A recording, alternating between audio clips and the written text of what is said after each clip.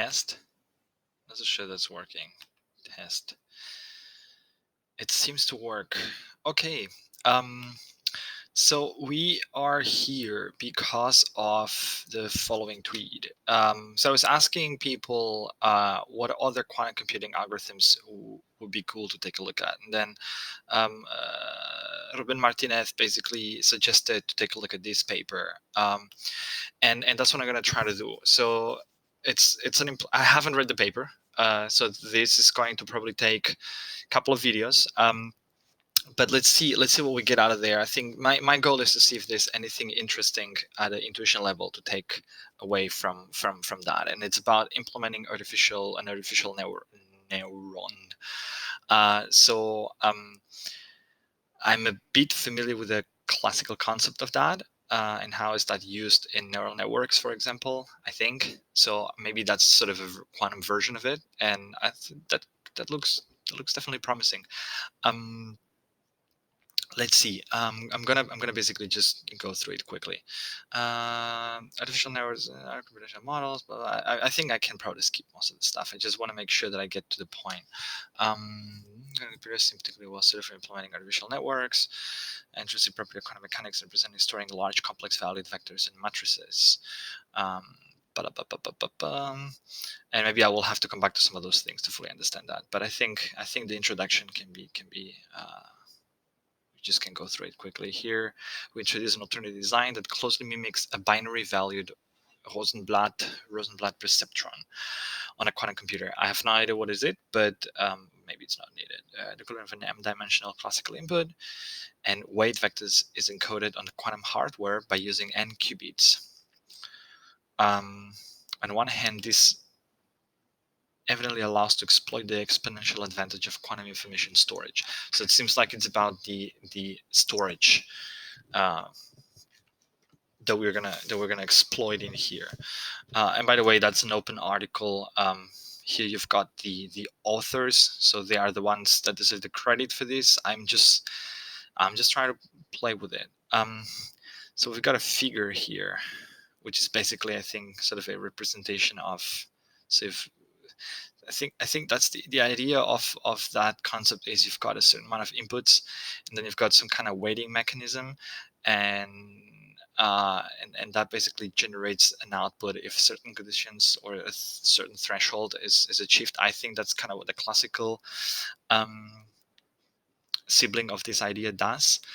And so then you would say that the neuron basically is fires or is fired up or is triggered, and then kind of within the bigger picture you readjust those values based on learnings afterwards.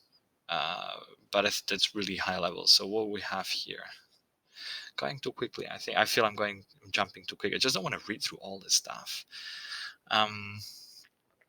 Blah blah blah. We theoretically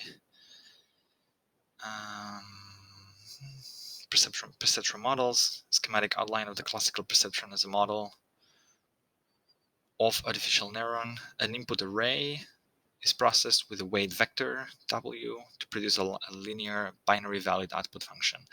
And in simplest realization, also the elements of I and W are binary valued, the perceptron acting as a binary linear classifier. Schema the quantum algorithm for the implementation of the artificial neuron model on a quantum processor. So that's already kind of given. So this is what we have here. So it's a bunch of what, like, operations. So it seems like the first block is sort of representing the I. So the actual input, then we have the weights, and then we've got like, so we're encoding the qubits, and then we're measuring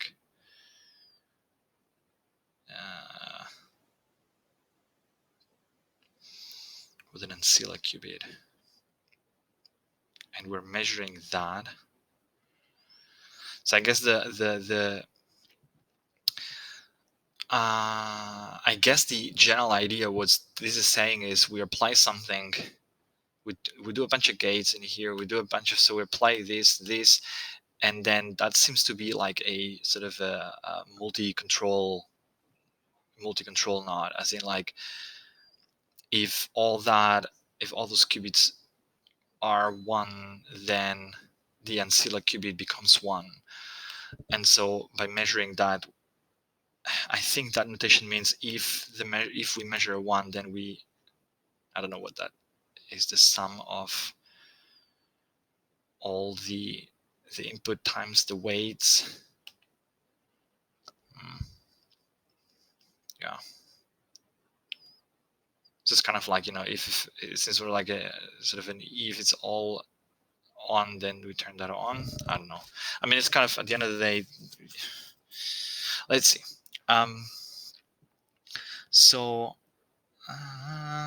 scheme the quantum algorithm, blah blah blah. Simulate a 4+1 qubit version using the IBM quantum simulator. That's what we're interested in. Let's see if we get into the example practice. Given arbitrary input I and weight W vectors, with those being like in the either -1 or 1, we define the two quantum states. So this is one quantum state, and this is another quantum state. So the states J being, all zeros, or like from the so-called computational basis of the quantum process, so the basis in the Hilbert space, blah blah blah, arising from decimal representation, blah blah blah. The first step of the algorithm prepares the state. I don't even know how to read that, by encoding the input values in I, assuming the qubits to be initialized in the state 0. We perform a unitary transformation such that so what all that fancy stuff is basically saying is we start with zeros, and then we perform a unitary, so we perform a transformation, so we apply gates so that we get that vector here, that sort of, okay. In principle, any m per m unitary matrix having I in the first column can be used for this purpose. I mean, just a bunch of nodes, I guess, or X gates to just encode that, I guess. Notice that in a more general scenario, the preparation of the input state starting from blank register might be replaced by direct call to a quantum memory. Yeah. So the first is just, encode stuff, like prepare your input, right? As before, the last row satisfies this condition. If we apply the second bunch of gates after the first bunch of gates, the overall n qubits quantum state becomes like that.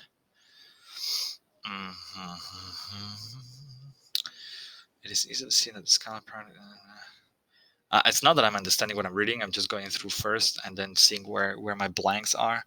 It is easily seen that the scalar product of input and weight vectors, therefore the desired result is contained up to a normalization factor.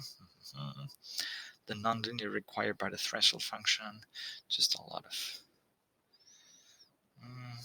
an activated perceptron with probability, as it will be shown in the following. This choice proves simultaneously very simple and effective in producing the correct result. Let me go back here. The nonlinearity required by the threshold function at the output of the perceptron is immediately obtained by performing a quantum measurement. Indeed, by measuring the state of an ancilla qubit in the computational basis produces the output 1 with probability, exactly, as it will be shown in the following. This choice proves simultaneously very simple and effective in producing the correct result.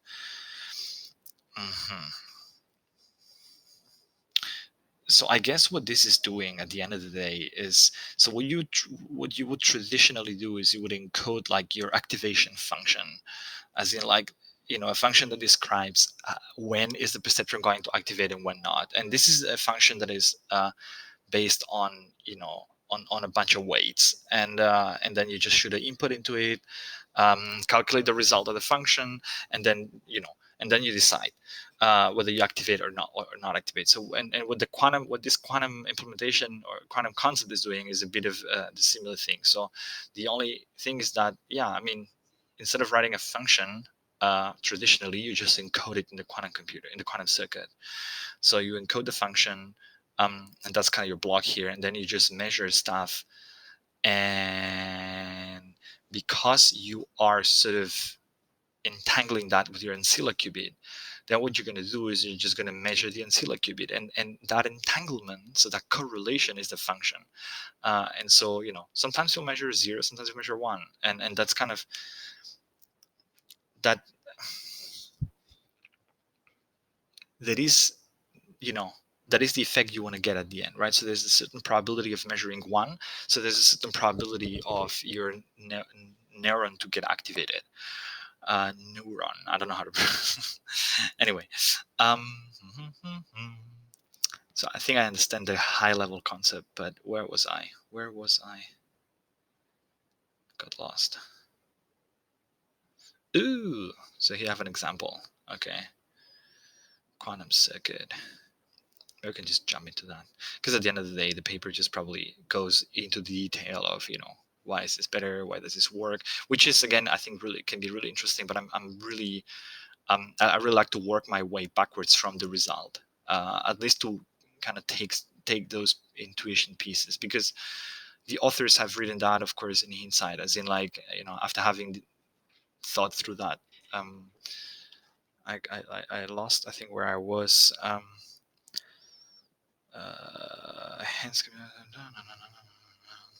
So here we've got the figure. It's an example of a typical quantum circuit for a perceptron model with n equals 4 qubits, capable of processing 16-dimensional input vectors, which employs the algorithm for the generation of hypergraph states, including the blah blah blah. In the example, the input vector has elements. The vector has elements. Multi-controlled gates are denoted by vertical lines and black dots on the qubits.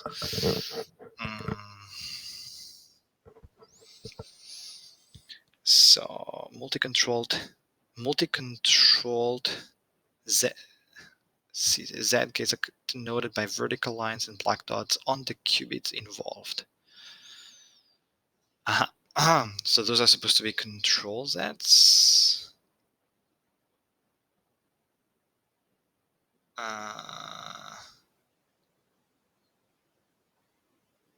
It's weird.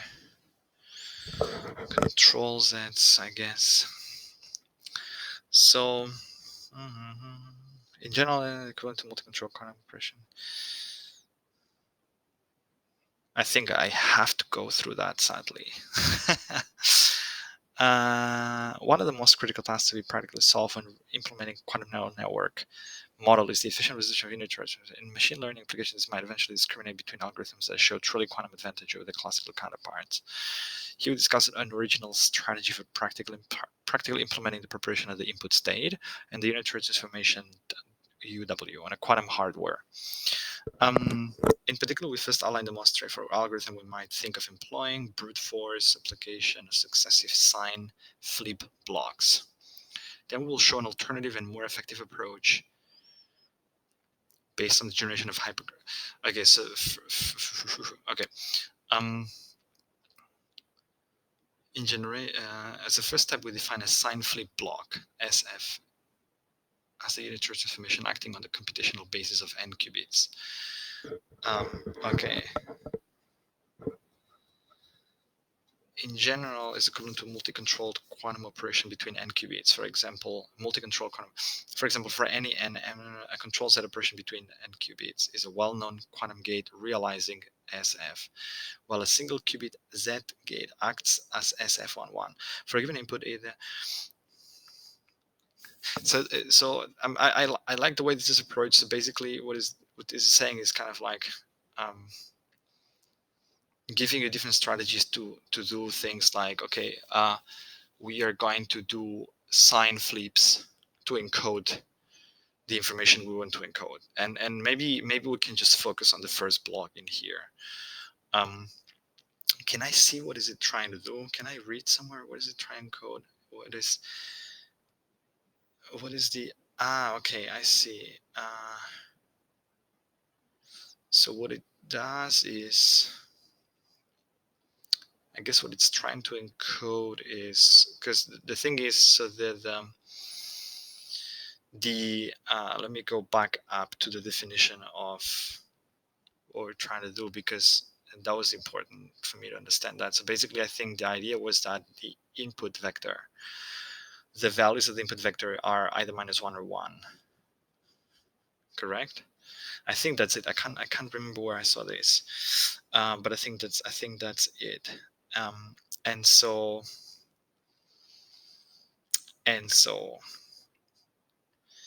if so that's for 4. So let's go here and let's see. Let's clear that and let's 4 and let's have. I'm gonna keep the classical bits to 1 so far, just to keep that here. So what this is basically doing is first the Hadamard. Let's see what we're visualizing here. So first the Hadamard. So we're going to superposition. Hadamard to all the qubits. And so then what it does is 3 Z gates on the 3 top qubits. Why? Okay, so this is basically, that's what I was looking for. The input vector has elements I0 and I1 are -1, and then the and then IJ is 1 for all the other J's from 2 until 15. So it's just -1 for the first 2. Well, the weight vector has elements 2, 3, and 4 -1, and then 1 in all the other entries. How would that encode the vector?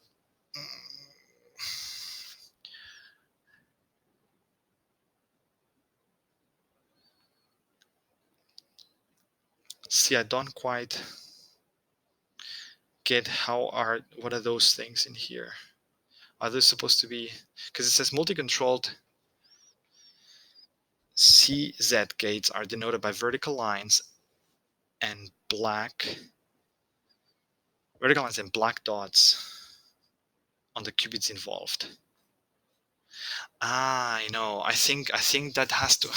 I think that's because in reality, the control Z gate, like if you just forget about the traditional understanding of the control Z gate, I mean, it affects both qubits. It doesn't matter. I think it doesn't matter. The effect is the same no matter where the controller is. I think that's the point, and I think that's why this is represented this way. Good. I see some of the basics that I learned in the Hello Quantum game actually are helping in here to understand that. So let's see. Let me see if I can implement that and see what's the what do I have at the end. So we've got then 3 Z gates. So we're kind of, I guess what we're trying to get is we're trying to flag this, you're trying to do something like we're encoding the input vector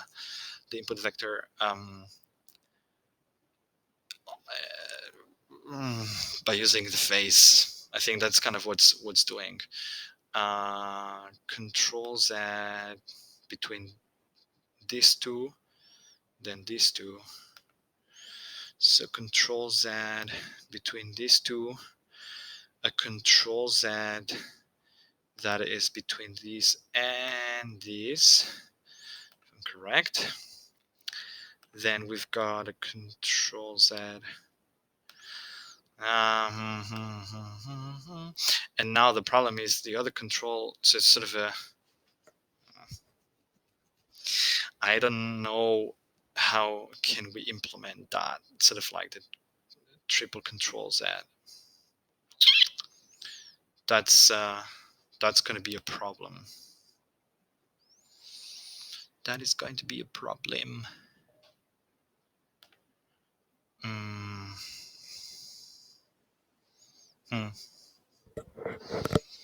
That's going to be a problem for me to understand that. I mean, I don't know if I can just, I can just, because I don't know what's the definition of a control Z that affects 3 qubits. This is something that's beyond my current knowledge.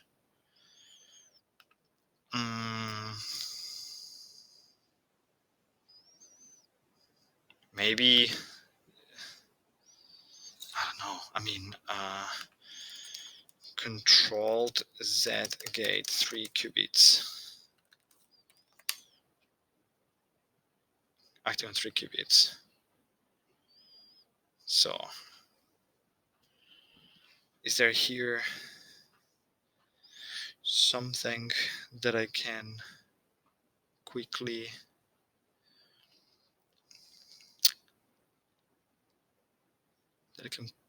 copy?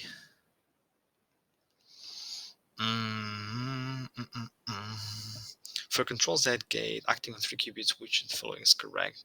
If it's the first one, then what's the difference between the control Z gate acting on qubits 1 and 3? The difficulty is that the wording describing what you want is unclear. What your two stated opinions do is this. This is standard controlled phase gate acting between qubits 1 and 3, doing nothing to qubit 1, to qubit 2. This is a controlled phase gate acting on the 3 qubits, so it applies a -1 phase if all 3 are in the 1 and leaves them unchanged otherwise. The symmetry of the system is perhaps better represented by writing it as.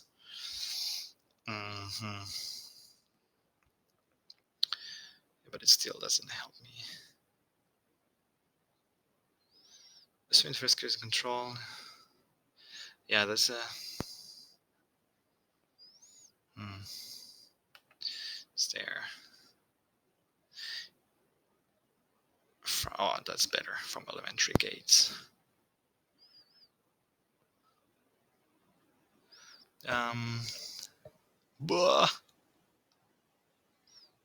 It can be done with 14 C nodes plus 15 single qubit Z rotations. Nice.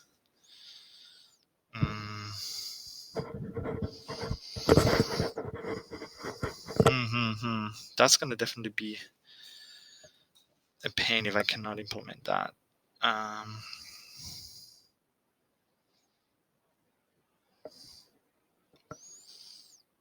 So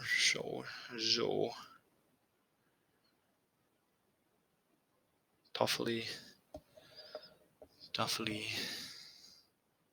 because maybe there's a way you can do that with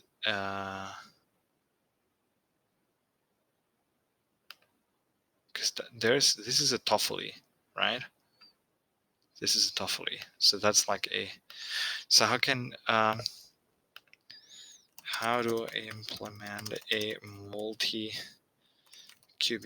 CZ gate using Toffoli? Maybe that's possible.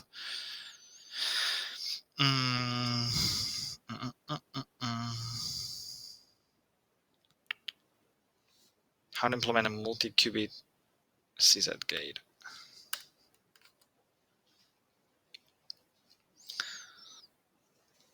How to construct a multi-qubit control Z from elementary? Maybe there's just a way that I need to construct a multi-qubit, in this case a 3-qubit controlled Z gate from a set of elementary gates as shown in the figure below. The gates that I can use are the Pauli gates, Hadamard, CZ, so I can go about building these 3-qubit control Z gates from these gates. I have read several papers on circuit decomposition, but none of them could give me a concise answer. Can be done with 14 C node. Yeah, I mean, that's what I was reading before. Plus gates rotations, it's too complicated.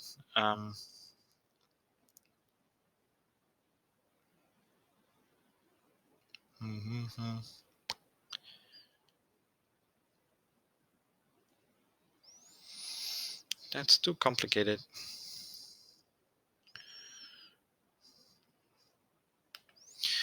And I'm gonna need 4-1 here. So, and I'm gonna need a 4-1. That makes it more complicated. Quantum simulations. So, yeah, look here. They've done maybe that's what I should do. Here they've gone like they've done this with less qubits. Okay. C. Where is that? Figure 3C. We implemented the algorithm for a single quantum perceptron, both on classical simulators working at the matrix algebra, blah, blah, blah, and IBM quantum experience. Okay. Due to the constraints imposed the actual IBM hardware in terms of connectivity between different qubits, we limited the quantum. Okay, so they've actually limited that, and I should probably do the same. So I'm gonna remove these. I'm gonna remove these. I'm gonna remove this. No, actually, I should have kept those. You see, that's why it's useful sometimes to just read until the end first. We're gonna do like that. And nevertheless, even the small scale example is already sufficient to show all the distinctive features of our proposed setup.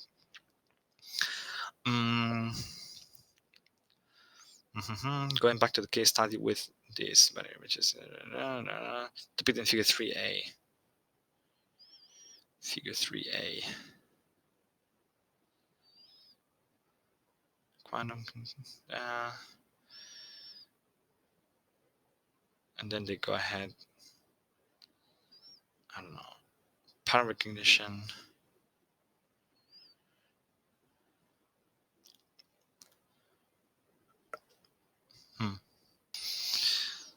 So I'm assuming what I'm going to try to do is I'm going to try to stick to this one here, which is smaller. And I'm assuming that here is where we draw the line. So let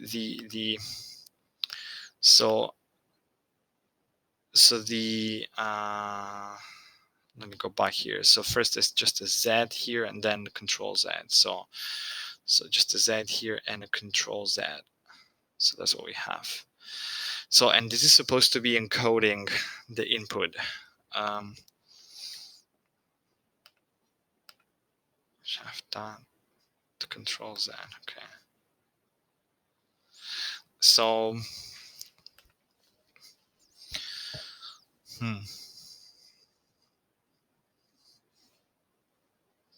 Come back to the case study. Patterns could be analyzed. The conversion between I and W pixels visual patterns is done as follows. This is just visual patterns. The corresponding input. Okay, the corresponding input or weight vector is then built in by setting ij minus to -1, w to -1. We can also assign an integer label, okay, to any pattern by converting the binary string to its corresponding decimal number representation. An example of the sequence of operations performed on the IBM quantum computer using hypergraph states shown in figure 3C for I corresponding to the index 1, 1 and W corresponding to 7.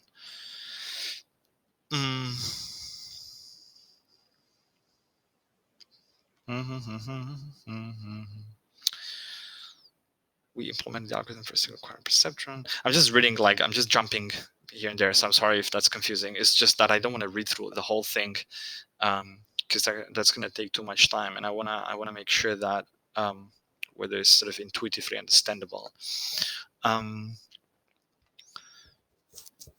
Because I'm interested in understanding, maybe not. I'm not interested in why this is more efficient or whatever. I'm interested in understanding sort of the general concept, and I think I'm almost there. As in, I understand the overall idea, but I'm missing to kind of put it into context. So intuitively what is happening here? Keep switching to Twitter. Intuitively, what's happening here is that we are encoding the input into the I don't know how to call that, sort of the phase, the Z dimension, I whatever. So we're encoding that here, right?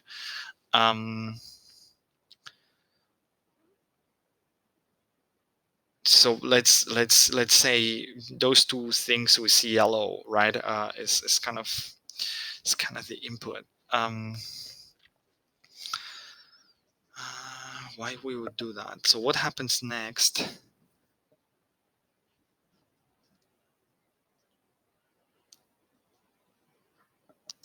Kind of missing really what's that we're encoding. and then try to understand the bigger picture. So the corresponding input or weight vector is then built in by setting. Man, I should read. I should jump less, but I can't. That's how I am, top to bottom, and assigning the value. And okay, what is here? Going back to the case study, the conversion between the vector I or vector W and as depicted in Buffet 3a, we'll label each image by ordering the pixels left to right. Oh, sorry. I think that's because it's coming from so okay, binary. That's what it was trying to do, is pattern recognition. So that's sort of the binary images. And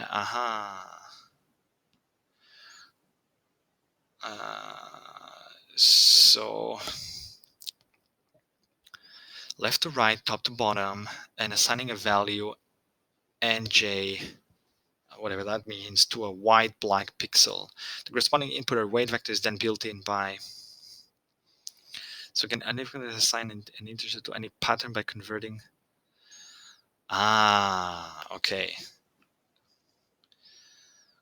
So they are basically, the thing is, this is just how they describe the problem, and then how they encode it in a string of like of ones and minus ones, and then or ones and zeros, whatever. And then they say, okay, basically, if you align those numbers, you can then say we can label that configuration number 9, we can label that configuration number 6, we can label that configuration number 12, and this one number 10.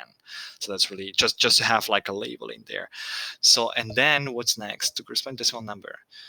Under this encoding scheme, we have 3 and 12 are used to label patterns with horizontal lines, 5 and 10 denote patterns with vertical lines, and 6 and 9 are used to label images with checkboard-like pattern. An example of the sequence of operations performed on IBM quantum computers using hypergraph states is shown in figures 3c for the vector I corresponding to the index 11 and the vector W corresponding to 7. But I don't know what this KW is. That's the label. Okay. Integer label.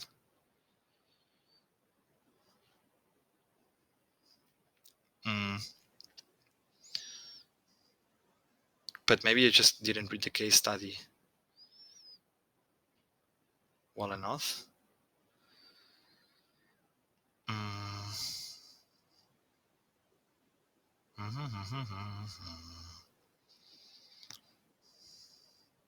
Yeah, whatever those things are for. So that's what we're encoding. That's what we're encoding here.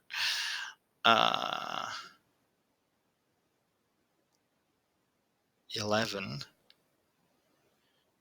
and KW7.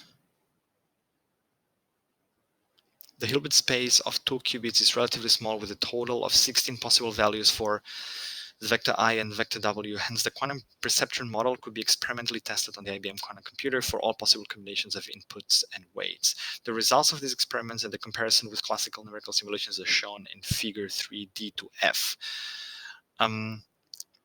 First, we plot the ideal outcome of the quantum perceptron in figure 3D.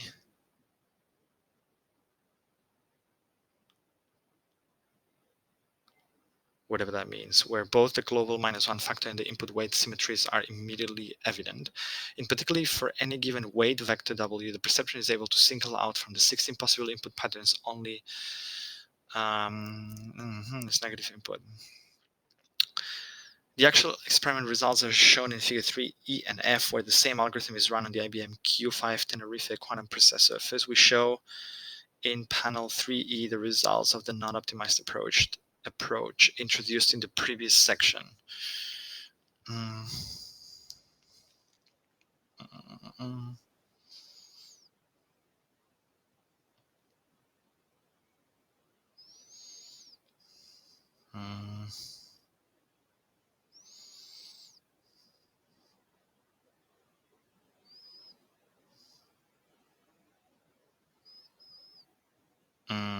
And then discussion and yeah, but that's far away from the purpose of what I'm trying to do here. So I'm trying to understand the logic behind, like what is that we exploiting in here. at the quantum computing level, at the intuition level. And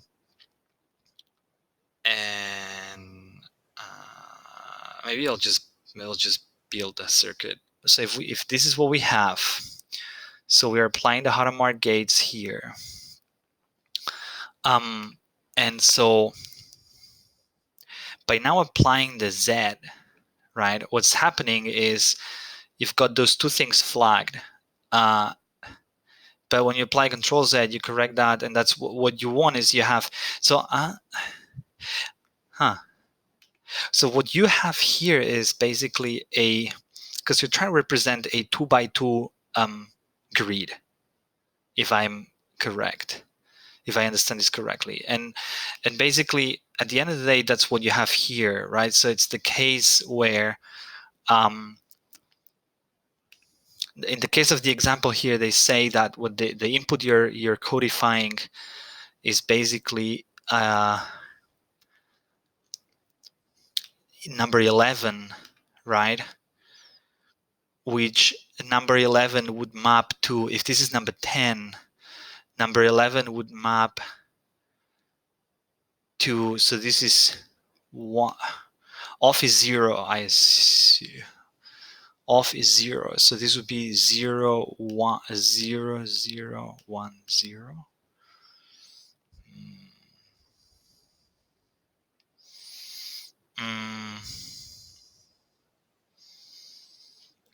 Doesn't.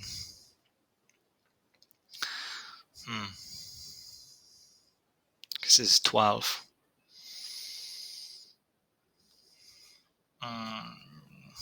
Or this is 1. So this is 1, 0, 1, 0, right? So 1, 0, 1, 0 in binary. Yeah, that's 10.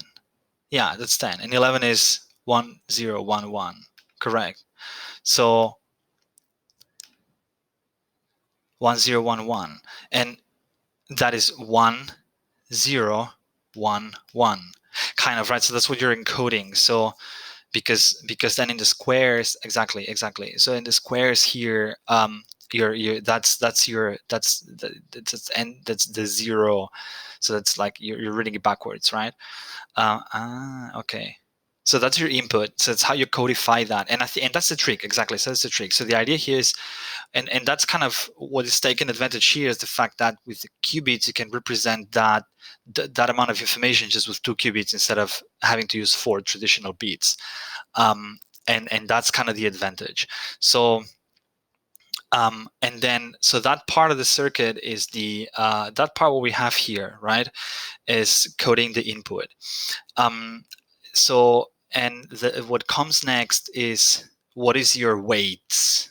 And the weights here, it says, so the example is the 7, right?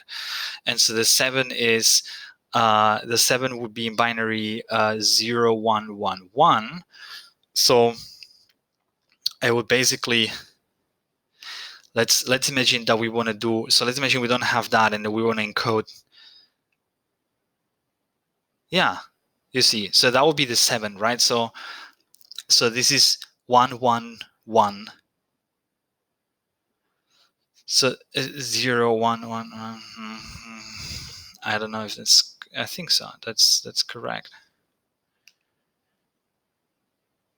And so what you're basically doing is, by virtue of putting the inputs first and then the weights, that's what you're actually trying to match. That's your current, that will be your current model, so to say, right? So the thing is, you want when you do that, right, and you're at that stage, this one, sorry, no, Control Z. So when you're at that stage, now you realize that if we now play with the fact that we want to cancel out things, we're going to end up in a situation where, if we now do the Hadamards here, right? So we're left with 0, 1.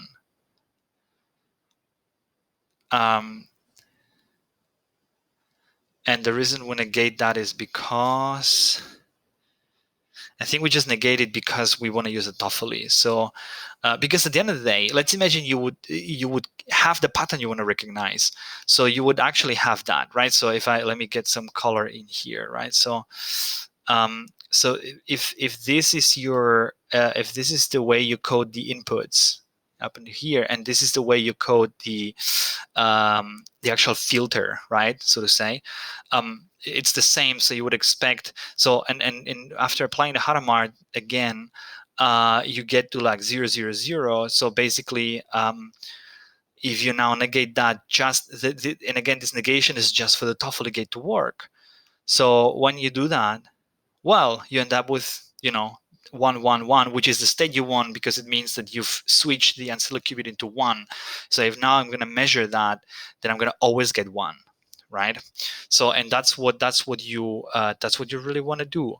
And so the algorithm, I mean, I'm going to leave the sort of higher level dimensions aside, but because essentially it's doing the same. So what it's happening here is that at a higher level, right? So you've got more, and I think that's interesting, is like you've got like, this is the way that you map whatever input you're trying to map versus the weights function, and I'm guessing that around this you have the concept of like a training algorithm, which I think it is described somewhere down here, and the methods. So training procedure, exactly. Okay, so you start with initial W, okay, which is random, I guess.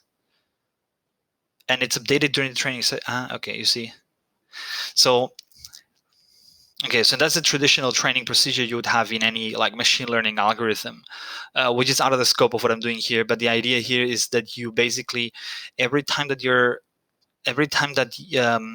so you're going to measure that, and you're going to measure, say, like 1,000 times or whatever, and then if you see that more than half of the time, or whatever arbitrary, I think here you use 50%. So if 50% of the time you're going to get 1, 1, 1, which is really what you want to get, then you're going to consider that as a positive match. And if not, you're going to consider as a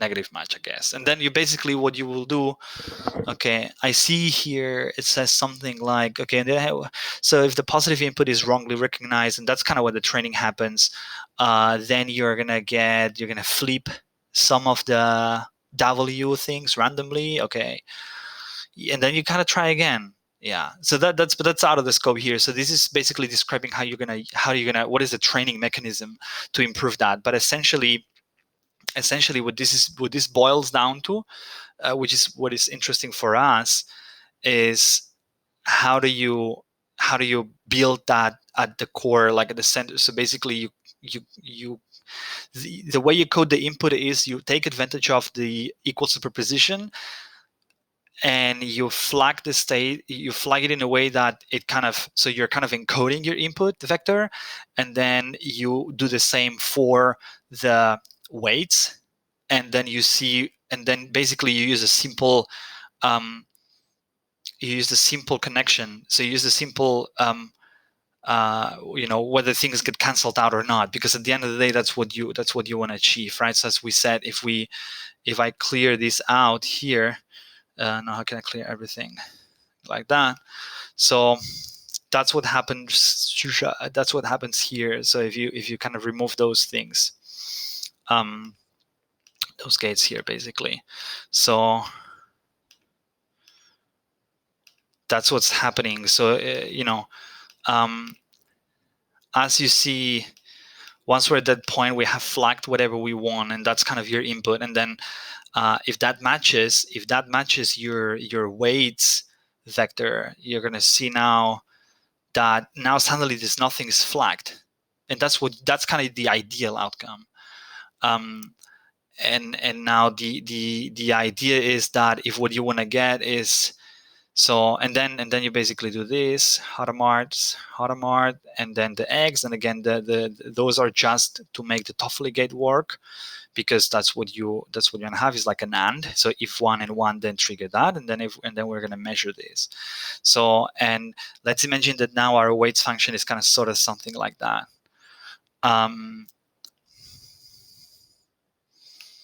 Or something like that.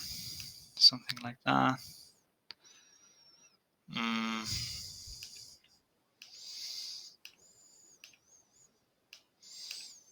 Something like that. Yeah, because you can play with that in different ways. So yeah, I think that's basically what's gonna happen.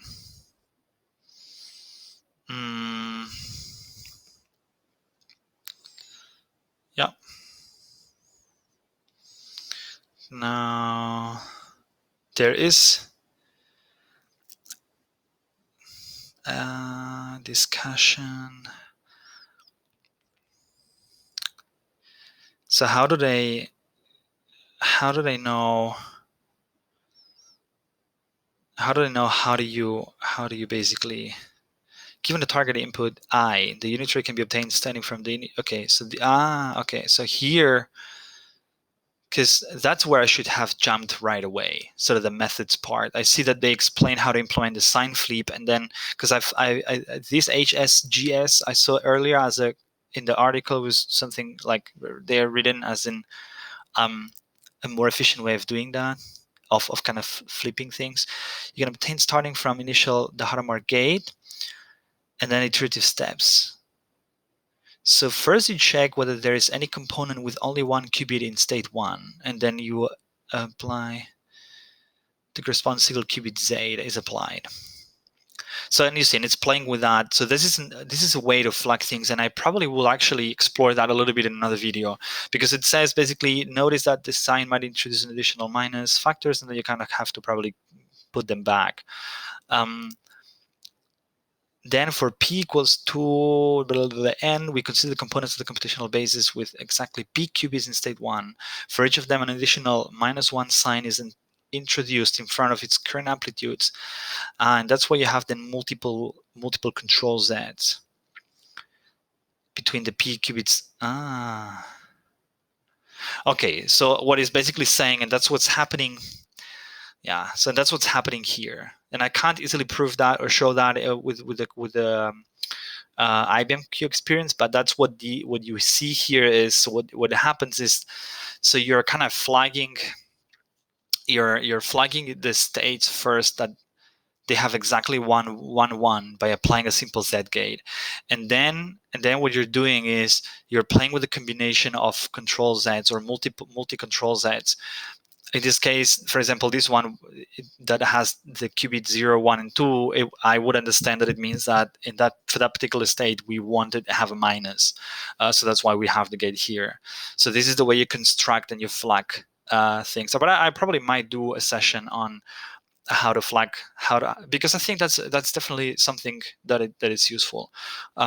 But that's what's happening at the intuitive level in this case. So we're first encoding the input, then we're encoding the actual weights vector. But at the end of the day, that intuitively acts like a filter, right? So, and actually makes sense, because if we think about the fact, kind of like one of the basic principles in terms of how gates are implemented is that when you apply a gate and then you apply the same one afterwards, you just go back to the same place, right? And so ideally, if you would have the same input encoded and the same weight function, then you're going to get to what you want, which is basically the 0 state, which you then negate and apply the Toffoli gate so the ancilla qubit gets activated. And I think that's what you want. And then on top of that, what's happening is that there's a classical learning algorithm, and I haven't really read through the details, but like there's a classical algorithm on top of that basically says, compute. Probably they change the weights function, so they have a training set or something like that, and then based on the training set, training set, Yeah, okay, you see. Inputs and okay. So and then you basically change the weights function following like a random process until you get the one that kind of gives you the best results. And but that's traditional machine learning. So this is kind of out of the scope here. When it comes to the quantumness of it, is just the idea here is, in a classical computer you would need as many, so you need 4 bits to represent those, but in this case you need 2 qubits, and you can use basically the superposition to encode information. And I think that's kind of the intuition that we have to take out of this. Cool.